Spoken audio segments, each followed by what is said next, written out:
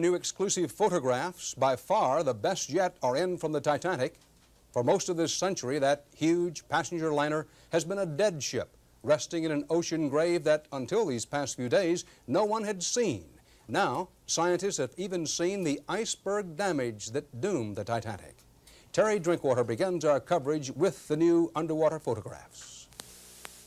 Until this photograph, for 73 years, what happened when the Titanic hit bottom had been a mystery. Here, her bow, as it looks today. The railing around it, along which millionaires strolled on its maiden voyage, is still intact. But below, there is a giant bulge where the double steel hull, considered impregnable by its designers, buckled and broke when the ship plunged into the total darkness of a deep ocean canyon. From his research ship, 2.5 miles above the liner, the expedition's director, Robert Ballard, described the images historians have waited nearly 3/4 of a century to see. The bow sort of took all the beating, but all the damage that was done to the bow was in the under part of the bow, but the iceberg hit it. The length that we're looking at is a good 30 to 50 feet. The remote-controlled robot sub, with its cameras aboard, then moved from the side of the Titanic up to directly above the ship, and more pictures. You're looking straight down. You're seeing the very tip of the Titanic's bow, and a little mast that's coming up towards you is the mast where they put a little flag. The camera then pointed to the bridge towards the captain's window, where the fateful order to abandon ship was given. And the boilers, each the size of a 2-car garage, by the side of the wreck. Ballard is now sure what happened when the Titanic hit bottom. No doubt about the boilers roared through the bow. When the ship went vertical and the boilers broke loose, took out everything in their way. Because men cannot dive and work long at such depths, the camera subs must be unmanned, and piloting them through the wreck is chancy. Technicians on the surface aboard the research ship nearly lost a sub when it hit a rigging around one of the Titanic's 4 towering smokestacks. It was trying to locate the huge aft section of the liner.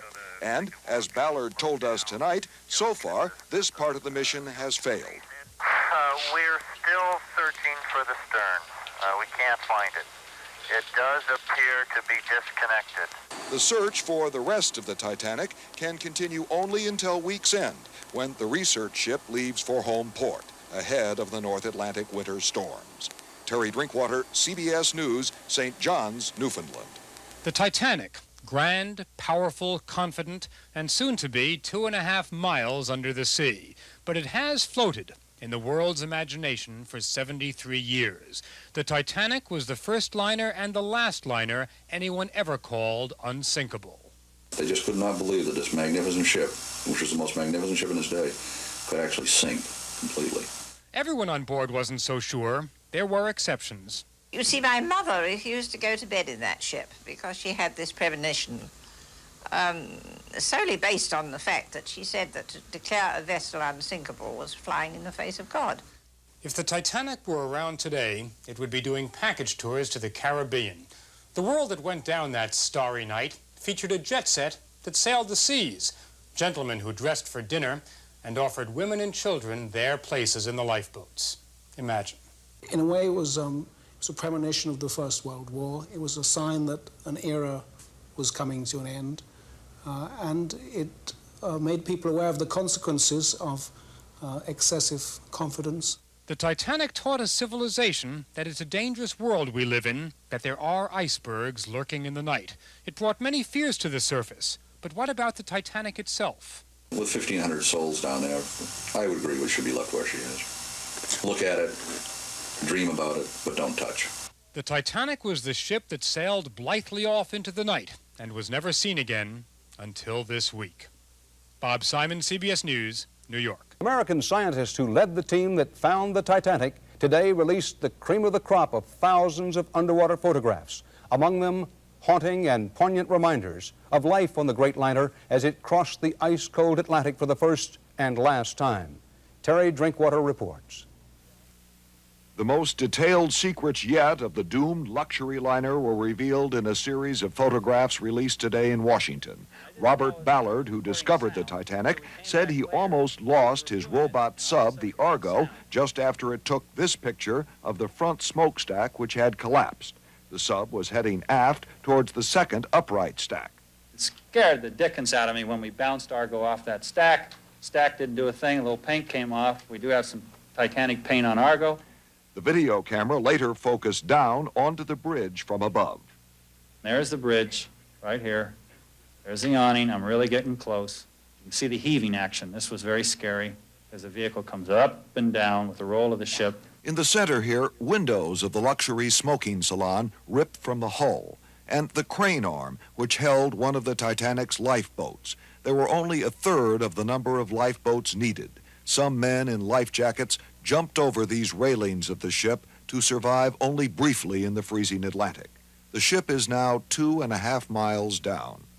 Very little marine life, but here's a small fish, maybe 3 feet long, swimming quietly over the bow.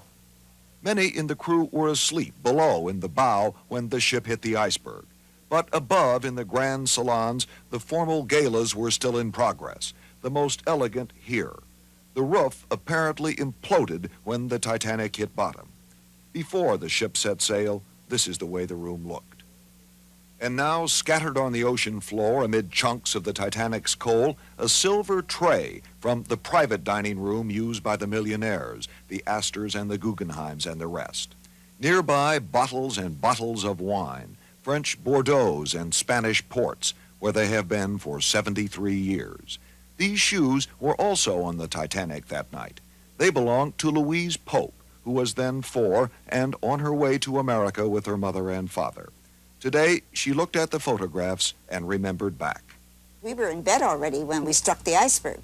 So, of course, she put the shoes on and wrapped me in a blanket, and up we went. We were the second last rowboat. There was one more after we got on. Ballard concluded today that many more could have been saved if another ship, the Californian, which was as close as 5 miles away, had come to the rescue.